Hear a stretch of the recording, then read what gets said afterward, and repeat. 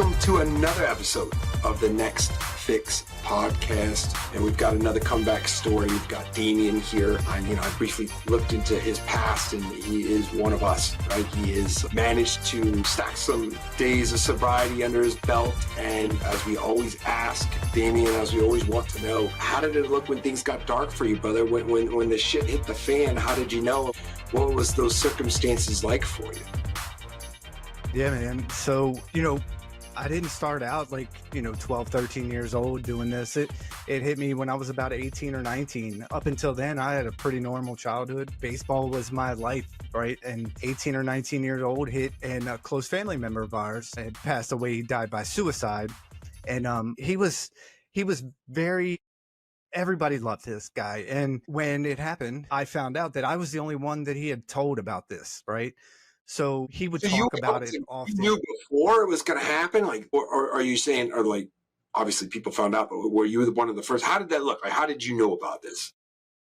Yeah. So him and I would, hang out and stuff. And he had a paper delivery route, and I would help him doing some things with that. And those nights he would get deep with it and talk about how he didn't want to be here anymore. And if you looked at this guy, there's no way of telling that he was depressed or anything like that. But he would confide in me and tell me how he doesn't want to be here anymore and things like that. But then he would laugh and say, "Don't tell anybody, I'm just joking." And, at 18, 19 years old, I've never experienced anything like this. So I did just that. Right. And how could you tell anybody? Yeah, exactly. So that went on. He would talk about it quite frequently. And, I still never thought about it. And, he would always make it as a joke. And it just, that day that it happened, it hit me. That shit was like, I'm sitting here with this information, and what could I have done? He would still be here right now had I said something. And I didn't know that I was the only one he told that he was planning on doing this. So, at that time, I found out, and I'm like, shit, I can't tell anybody about this. It put the family in an uproar already. We don't know how to deal with this. And so I kept that all to myself. And, for nights, I'm having nightmares and I can't sleep. So I turned to alcohol, because in my high school days, I experimented with drugs and alcohol and things. And I was very introverted, and I liked the way it made me feel. But at that time, I didn't drink or do anything to excess. But something clicked in me and was like, do you remember that time when you would drink and how it made you feel and how you could, forget about certain things? Well, that's what I did. This is your inner dialogue, yeah? This is kind of you think it back to okay, I had some relief. Well, how did I get that relief? And it was alcohol, right? Absolutely. Yep. Yeah. And I turned to that, and what it did was, of course, it made me into a different person. I was outgoing, and I was able to do things. But the more important thing that it did was it made me suppress all those emotions, all that guilt that I had. And it just, until it was nearly gone, or at least that's how I felt. It was right. gone. You thought it was, You're like, this is working. Exactly. Well, who needs medicine, right? This is working. This is great. Exactly. So I did that for years. I held on to that secret for about 20 years.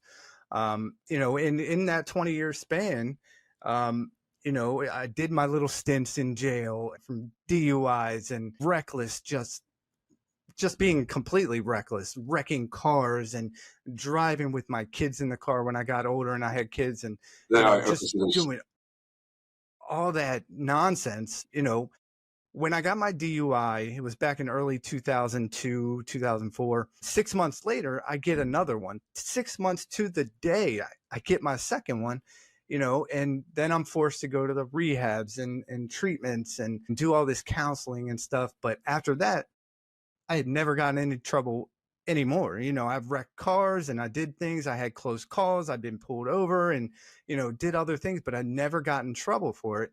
So in my mind, there's no problem. I'm still being able to medicate, and I'm still able to function. And, like I said, I carried So that.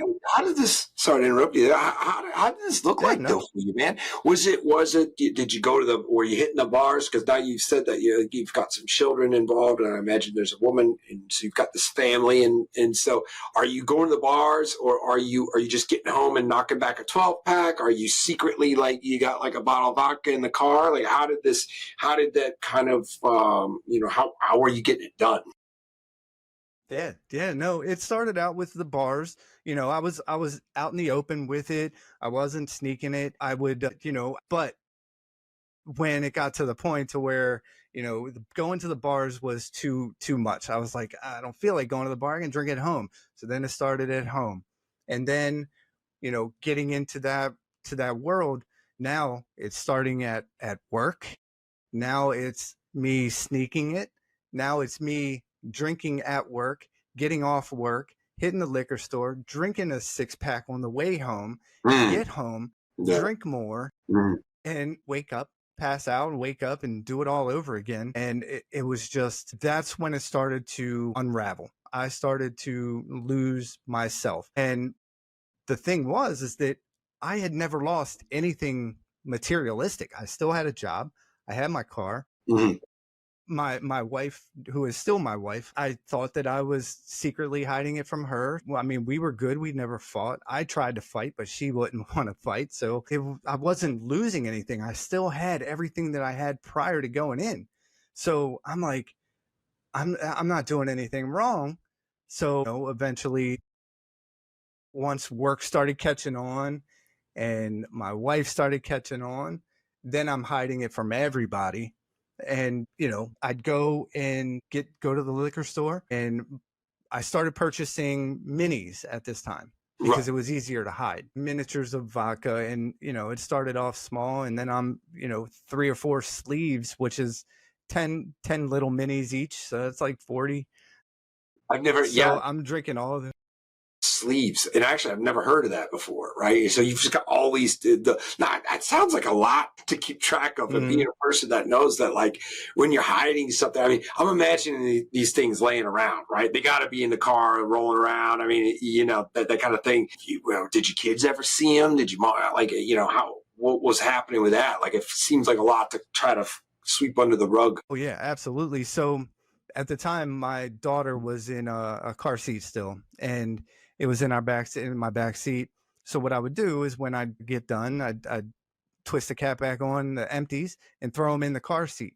Well, this one time she got into the car seat, and she was old enough to know, like, something's in my back, and then reach her hand around and fumbling around with all the bottles. And I'm like, that's nothing, leave that alone, that's daddy's stuff, that's gonna hurt you or whatever, just something. Right, And right.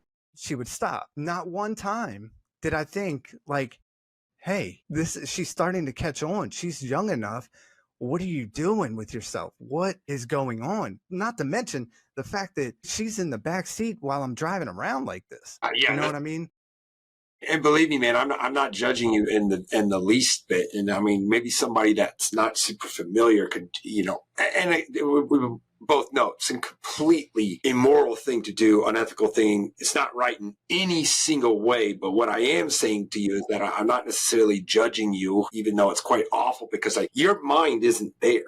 You're not being Mm-mm. considerate of anybody's health, yours or your daughter's or anybody else out on the road. I get it. And so this is obviously a massive marker, or, this is a person that's deep in addiction is nearly incapable of considering all of those dangers and threats that you are to everybody that you come into contact with, or even somebody that you possibly could encounter on the road, right? Like it's completely out of your mind. And like you had mentioned, like, it's not, you're perpetually trying to hide it. That's why I mentioned, like, how are you sweeping all of this under the rug? Because that's the only thing that you care about. That's probably the only thought processes that you can remember, is that struggle of trying to hide it consistently. Not necessarily are you driving well or not intoxicated, because we know that you were. But yeah, I mean, I understand when I ask that question, is that's probably the only memories that you could be really capable of, is the thought processes of how could you hide this stuff. And so, but your daughter is catching on, right? She's getting older,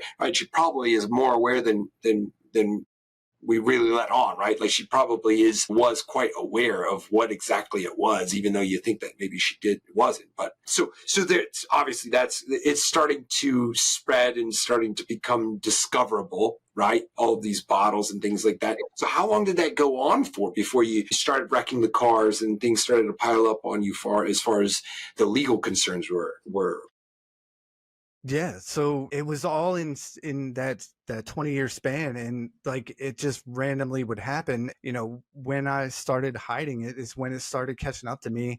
I'm living for my next drink, and it's like, my wife, she would notice it and things like that, and she was very good at also hiding what I was doing from other people as Wow. well. And I don't say that in a bad way. I say that in a way because I know her and I've had these conversations now, but I say that in a way that she didn't want people to look at me differently. Right. And so she would keep all this stuff and hide it and things like that until she couldn't anymore, until she was at her wit's end and was like, you need to do something. And so I went through little stints of trying to get sober, and like I wanted to, but I didn't want to because I didn't know how to live without it. I had no idea how to function, how to do anything sober. So, she would always try to get me to, I could tell she was always pissed, but like, and I don't know why she just never said, forget this. I can't deal with this. Crazy. And she didn't. She's like, yeah, and she's going to bat for you, for the sake of the family, and then this has been thrown into her life, your condition of being an alcoholic, right? And so she's just trying to stay loyal to the family, and God bless her for doing so, right? But so she is starting to get fed up because she's starting to become unable to really prevent you from being known for what you truly are. Is that kind of where we're at? Oh yeah. Yeah, absolutely. She didn't want people to look at me differently. And in my mind, I don't have a problem. So like I was open about, I was open and not open about my drinking. So I was open to drinking when we had like people over or something like that. I would we're having a party, so I'm allowed to do that. I didn't let it be known that I'm doing as often as I was and hiding it and just completely going off the rails every single day. I always said that I would never be that person standing outside of a liquor store before they open in the morning time. And I became that. I became that person. And I distinctively remember this one time, and it was many times, but I remember this one time. It was close to when I was getting fed up with it. And I was sitting in my car. It was like 8 o'clock in the morning. They don't open till 9, but I needed to hurry up and get there. Hopefully they'll come in early and let me in, and I'm just shaking uncontrollably. It's dead of winter. I'm sweating and my mouth is dry. I have just a little bit left and I'm just sipping on it, trying to alleviate any of those symptoms, and it's just not working. And at that moment, I happened to glance in the rearview mirror and I caught a glimpse of myself, and I'm like, who is this? You know what I mean? And it hit me like I wanted to stop, but I couldn't and I didn't want to at the same time. But I'm like, who is this? Who am I looking at right now? I completely look totally different than, I had before. I'm flushed and I'm bloated and just I just look Volume disgusting. wise, yeah, right. Well, how much volume wise do you think we're talking about here? Like, because I know that I was at like a liter a day, and I'm just kind of thinking back to what level of dependency that my body was at consuming that much alcohol. I mean, yeah, it was like any time period at around 4 hours, 4 to 6 hours, and wasn't necessarily able to even walk because I was shaking so bad. I'd be trying to ride my bicycle to get to the liquor store, but my legs would be, I would just be, huge shakes, not even like little shakes, but like big ones, right? And so that was at like a liter of vodka a day. And so I'm just curious, like, because you had mentioned a sleeve, and I'm not super familiar with about how much do you think volume wise you think you were putting down on a daily basis?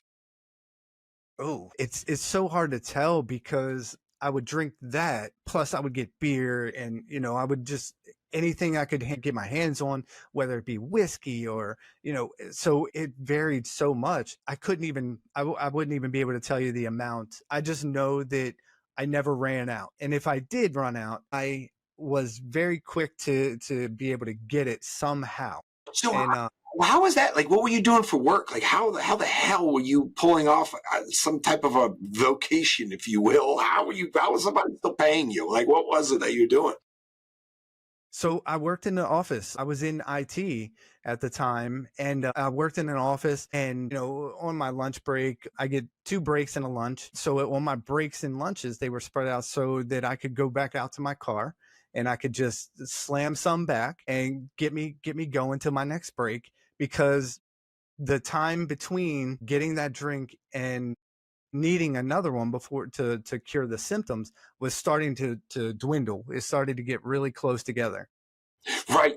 You must be a damn IT mastermind to be able to pull that off half cocked all day. Right here you are. Like, you know what I mean? Like, that sounds wild to me, brother. Like, that is just a wild. And so here you are, but I get that time interval, right? You're so very conscious of that when you're in the heat of addiction. Like, you're not trying to get drunk. Just so everybody that's listening understands, like, during that day, you're not like, oh God, I just need to let loose and get a buzz on. No, it is like, I just need to shake as little as I can and still pull off the job. Am I right? It's like, how do I just not shake just enough to get the job done and get the hell out of here without getting fired? I mean, that was pretty much the name of the game for me. Is that kind of like what it was for you? Absolutely, absolutely. So it was no longer fun. At those times when I was doing it 24/7, pretty much, it was no longer fun. It wasn't to get drunk. It was to survive, and that was the only thing that I could do to survive to the next one. So in my job, I didn't have people over my shoulder, so I was able to just do enough to get by to where it doesn't raise a red flag until it started to. Then I'm getting pulled into the office. Hey, I heard you've been drinking at work, or Oh, wow. hey, I heard you've been doing this, and we're not going to be able to handle that. And so then I need to start chewing gum then. So I need to mask this somehow. That worked for a little bit until they started catching on again. And I was pretty tenured at my job, and in fact, I'm still at that job. And I'll get into that a little bit, but yeah, so they started catching on, and they were like, you can't be doing this. So I remember the one time I went in, and I was uh, I was shaking so bad I had to take an early break. So I'd only got there at 8 o'clock, and by 8:45, I'm back out to my car already taking a break because I needed. It started getting sooner and sooner. So I alleviate those shakes. I come back in, and I break. I feel myself getting really emotional, really depressed, and I'm like, something's not right. I go into my supervisor's office at the time, and I'm like, I don't know what it was that clicked in my head, that it was like, I need to go home. I need to figure out how to get some help. Something clicked in my brain. I told him that. He was like, I'm super glad that you did, because as soon as you came back in, if you would have sat down at your desk, we were going to call you in here and tell you need to leave, and you were going to be fired at that point. Wow.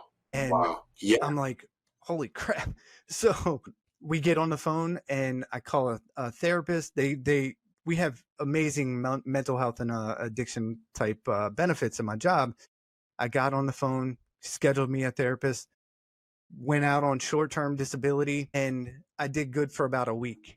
I'm out on short-term disability for 30 days. I did good for about a week. And, I'm right back to where I was. But in my mind, I'm able to control it now. I'm able to just get to that point where you can't see how bad I'm off. And so I go back to work. Everything is cool. They're like, oh, I'm so glad you're back to work and blah, blah, blah. And I hope you're better. You look so much better. And I'm like, how? I didn't do it. I'm thinking in my mind, how do I look better? I didn't do shit. Oh, So All right, so yeah, you lasted a week of sobriety, but then boom, you're right back in, and they take you back in. This is crazy to me, man. Like, okay, so I mean, you're still working there currently. So how the hell did you turn this around, man? So it wasn't that particular stint as far as, you know, efforts as far as, you know, getting help, even though it was like not really, you weren't really in it, right? You kind of just figured out another way to navigate it, like you had mentioned. Like now they can tell less, right? So I can continue this, keep it going, you know. So when was that? When did you turn it around? I mean, what was the straw that broke the camel's back and all of that? Yeah. So, well, when I went back to work, I had a new supervisor, and come to find out, he was in the program as well. He was 20 years sober from crack cocaine.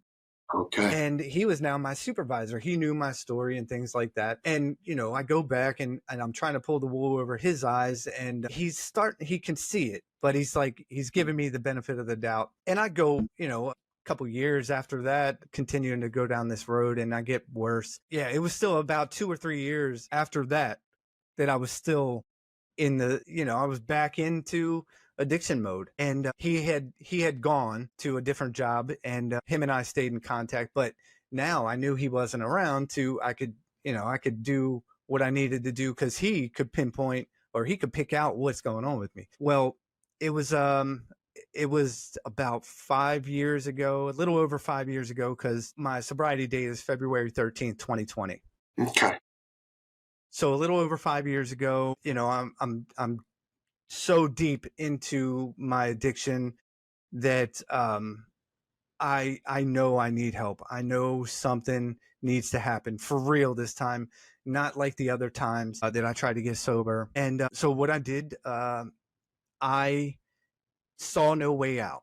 There was no way for me to get out of this. This disease was telling me your only way out is if you take your own life out of this and you get yourself out. That is your only way. Mm-hmm. And so I had that in my mind, that I need to do it this way. Clearly, rehab prior times did not work. Therapy wasn't working. The little stints in jail, that wasn't working. Nothing else was working. I can't do this on my own. So maybe it's right. Maybe this is the way out. And I had that day. I was in the process of getting myself prepared, getting ready to do this. My wife was at work. I was the only one home. The kids were at school. And I'm in the process of texting my wife, because I didn't want to call her. I didn't want to hear her voice. I'm getting ready to text her. And in the process, you know, my vision's blurred. I'm seeing double. I'm so inebriated. I accidentally called this priest in my phone, or not priest, a pastor. And I had his number because my dad at one time had no way of, he was like, I'm just reaching here. Here, take this guy's number, call him, see if he can help you. And I'd never called him. That day, though, I accidentally called him. And when I realized I called him, I froze. I didn't know what to do. The phone's ringing. I don't want to talk to this guy. My mind is made up. I'm going to do this. I'm doing it. You talk about doing this. You're off yourself. You're going to kill yourself. And so okay. So what was the plan there? Like, what were you thinking you were going to do? I mean, what, you have the rope in your hand and then you accidentally called a priest? This is crazy. Like, you know, what did it look like? Yeah. So yeah, exactly. I'm in the process. I have the phone in my hand. It's ringing. I'm frozen. I don't know what to do. He answers the phone and I'm like, holy shit, what do I do? Hey, you know, completely break down. Every thought that I had about taking my life just completely went out. And I break down and I'm like, dude, I need help and I need someone to talk to. I need something. And this guy, he's not equipped for any of this, you know, and I didn't care. He didn't care. He wants to save me and help me any way he can.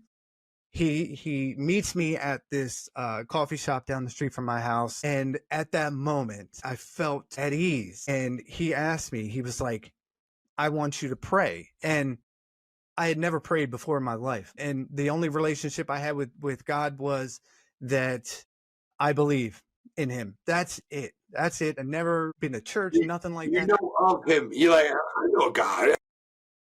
Like, I know.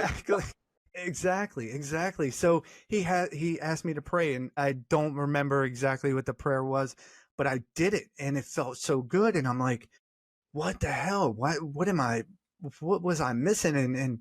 And things like some clarity started coming over me. And I'm like, wow, I want to live. I want to be here for my family. I want to get better.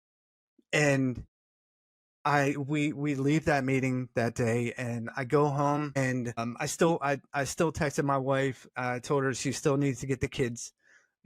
My thought process is starting to clear because I was in no position to pick them up. After I texted her that, I called the rehab, Ashley Treatment Center, which is local here in Maryland, and I was like, I need a bed, and they set me up.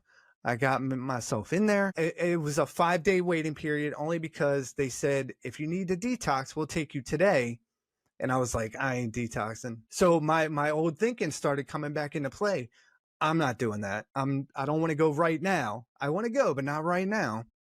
And I said, You're still not quite in there. I mean, because still not quite. Man, like, I know the difference. If you're not like just willing to lay it down and just do whatever the hell they tell you to do, you're still not quite in there. Which is wild. Okay, so they're like, if you're ready to detox, we can take you now, and you're like, no, I want to take a few days. Yeah, I'll come in 5 days later, and I'll be ready. I'll be ready. So I did the dumbest thing that you could ever do, and that's detox on your own without medication, without doctor's approval, without any of that. And it was the worst 5 days of my life to have to go through that. And I started, and each time I tried to get sober on my own, it would go through the withdrawal, and it was, minimal. And each time it got worse, and this was the worst. And like, I'm hallucinating, I'm hearing voices, I'm seeing shit, and I'm not able to function. I can't make it from the couch to the bathroom without throwing up by the time it was. No, I did not have any seizures. That's crazy. No. Right. Yeah.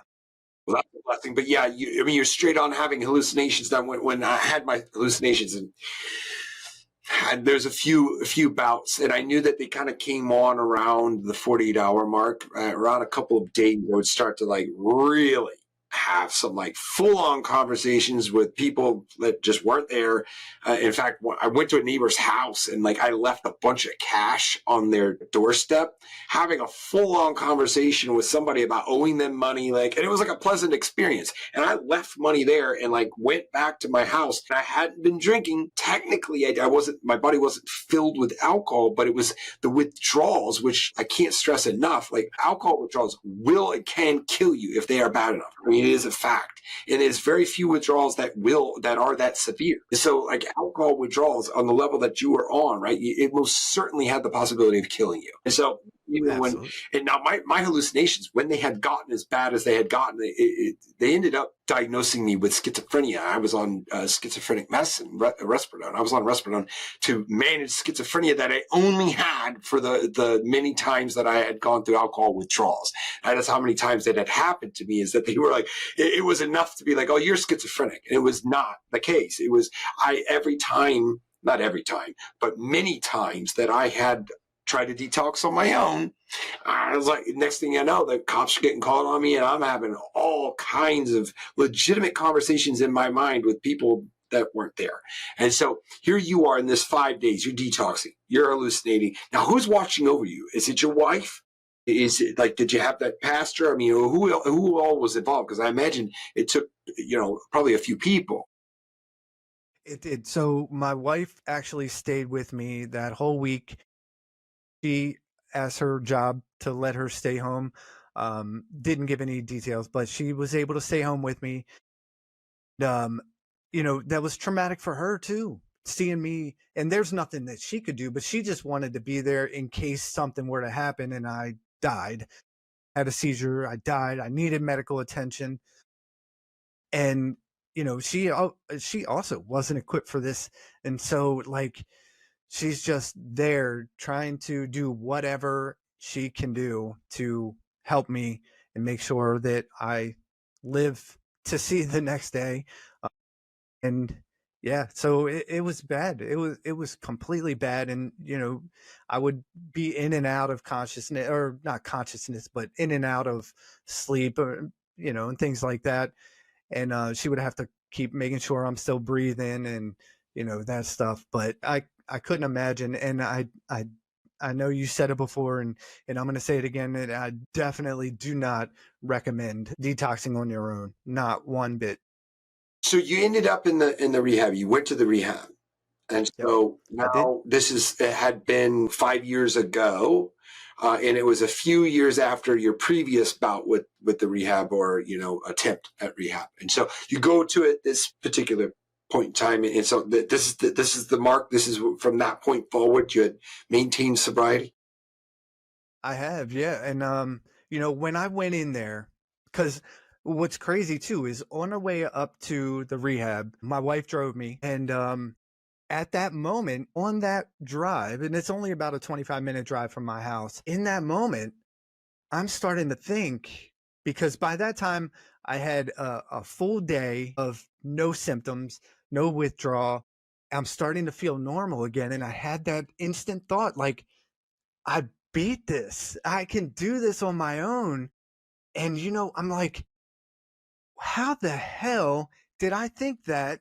But that's what it does to you. And so I'm on my way and I'm like, how can I get out of this car? Hopefully the driving directions are wrong. Maybe I can just jump out out of the car, run into the woods, and nobody will find me. And I'll just stay there for a couple days and then come back and I'm fine. All these weird thoughts were going through my head. Like, it's still in there. Yeah, think about what you just said. And I don't doubt you for 1 second that was a legitimate plan that you had formulated in your mind while you were on your way to rehab. It was like, I'm going to escape the car and go into the woods where they can't find me. Right? Like, you're just going to hide under the freaking leaves like Rambo or something.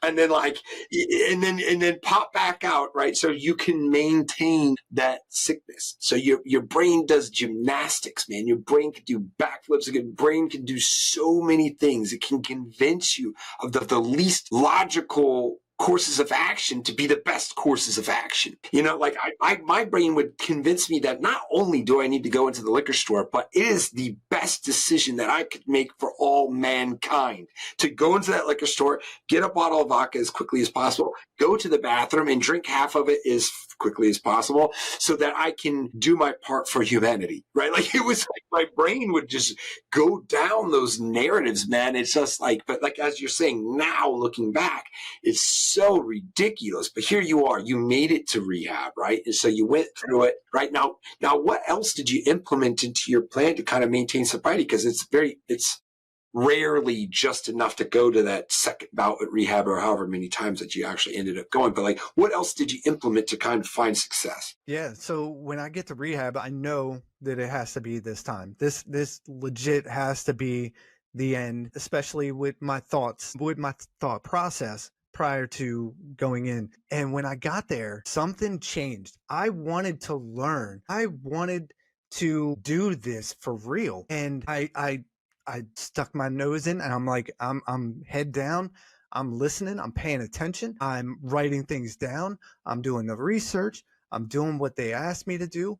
No questions asked. I'm not there to make friends. I do what I need to do to get myself better. I'm participating and I'm just telling my story and I'm doing everything that I can think of while I'm there. I'm taking full advantage of this stint in rehab this time and I'm doing it all. So I get out and I want to do more. I stayed in contact with my counselor there and I just wanted to learn more about the neurological part of this and why I was going through it, what I was going through, and why me, So I wanted to learn all this. I got books and I'm doing research and I'm educating myself and I'm doing so much more than I had ever done before to try and figure out what's going on. And there was nothing that I wouldn't do for this. I love to be open about this because I know in my past I would keep it a secret. So that way I could set myself up if I relapse or if I do anything, then nobody is none the wiser because they didn't know I was trying anyway. Is it the wiggle room? You want to leave yourself some wiggle room. Yeah. Yep. You got to. And that was my mindset. Not that you got to, but that was my mindset to do that. But this time I was doing everything opposite of what I did before. I was going to be open about it. I was going to head first right into it and do everything that I'm supposed to do and build my support system to where if I get into a rut, I have someone I can lean on and, people that I trust. And that's where I went after rehab and, continuing to do all of that now. And, I had to build up that trust that I had lost from my wife and my family. And the only way I was going to build that back was by proving and showing that I was going to be able to change instead of saying, I'm sorry, I apologize, I didn't mean to do it. Those words meant nothing. They were just words. My actions were going to have to speak for me now. Yeah, that's a very dear friend of mine who had seen it and heard it. And I remember, I was telling him after I had a couple of months of sobriety and I had a little bit of traction and I talked to him and he wasn't being a jerk about it. And he probably doesn't even remember saying it, but he's like, yeah, man, how about you show me? And I just remember that I didn't even have a rebuttal. But I literally went and lived with him for a month in Las Vegas. I just showed up and I showed him. And I may have saved that particular relationship, which is very important to me because I did exactly what he had said. I literally moved in and showed him how serious I was because my words had lost their value. And it was going to take something of that caliber to drive home the fact that I was different this time.